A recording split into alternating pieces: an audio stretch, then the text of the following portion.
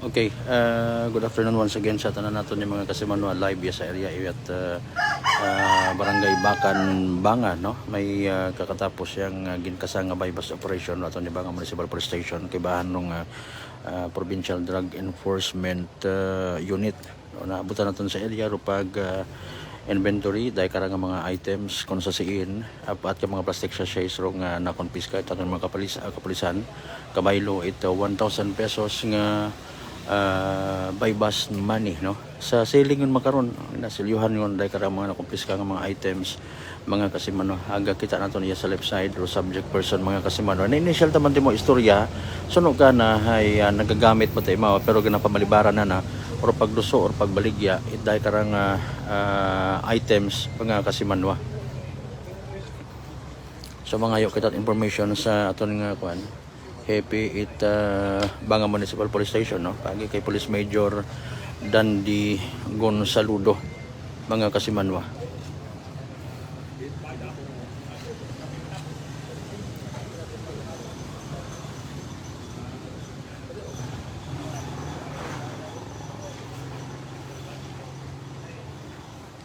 Oron dahil karang bagay hay register gali karaw tag iya karay nanay it karang subject person mga kasimanwa. So for privacy dito na natin man pag-ipakita arong view ko anak karang panimagay, no. Kagawad ba ni ikaw, ma'am, no? Okay. Pwede kita ka-interview kay mo, ma'am. Saglit yan kung ano sang kuro nga information regarding sa subject person nga. Taga-iya gid ma'am sa bakan daya nga persona. Okay. Sa inyong monitoring, ma'am, nanora ng activity karahay. Depende kara kung ano, ma'am, sa inyong akon baga kung nasa listahan baga imaw kung ano. Surindiri ag inora. Okay. Surindiri. Mga anong year dun, ma'am, kung buot? Ma-recall. Oo. Sa ano ron ho sa P-word mo kumbaga? P-word, person who use drug or surindiri kata? Surindiri man. Okay. Sige. Natrabaho na ka na, ma'am? sa makaron ay sunog ano kayo na hay. Naga ano mo Wala agat mga manok para? Oo. Di ka naman mo ga-star mismo dahil ang arang bagay? hindi ko maano ko dahil ito sabi ako sa kihat. Okay. Oo. Sikap ko punta. Sige, ma'am. Sige, ma'am. Okay. Kibahan man, ano? Oo. Sige. Thank you, ma'am, ha? Okay. So, harap din ng mga... Alright.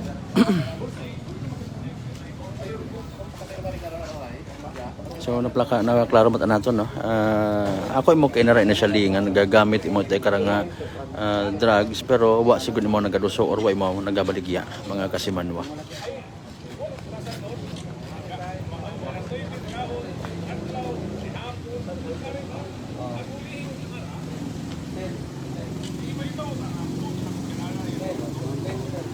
So, ginapirmahan yon do kwan dahil karang mga serving nga mga ebidensya mga kasimanwa kontra sa karang suspect nga naging subject it by bus operation dahil lamang nga hapon, no, iya sa may area Itabakan, iya sa may Banwat Banga mga kasimanwa. So silyado na mga ebidensya again 4 pieces of transparent plastic sachets of suspected drugs, no, mga kasimanwa.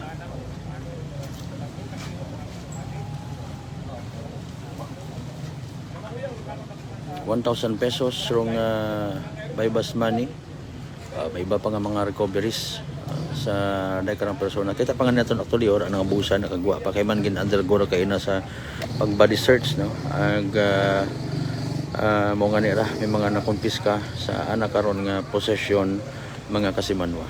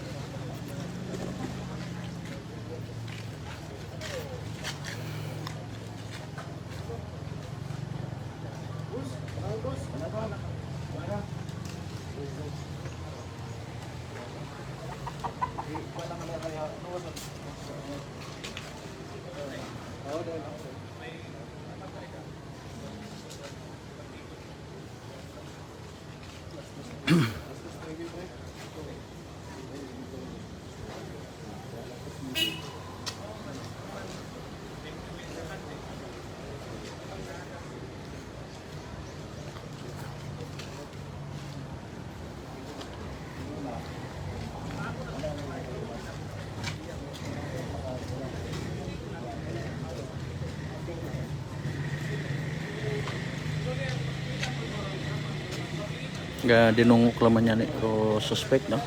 Mga kasimanwa again kay na naklaro mata naton nakapangutan na kita kana regarding sa dekara nga mga confiscated items umako imaw nga nagagamit man ita day karang illegal nga droga pero sigon wa ta imaw naga baligya or nagaduso mga kasimanwa. So dahil niya ana man ang atubangon sa korte para sa nagakaigo karon nga disposition. So direkta nga nang report sa area mga kasimanwa no.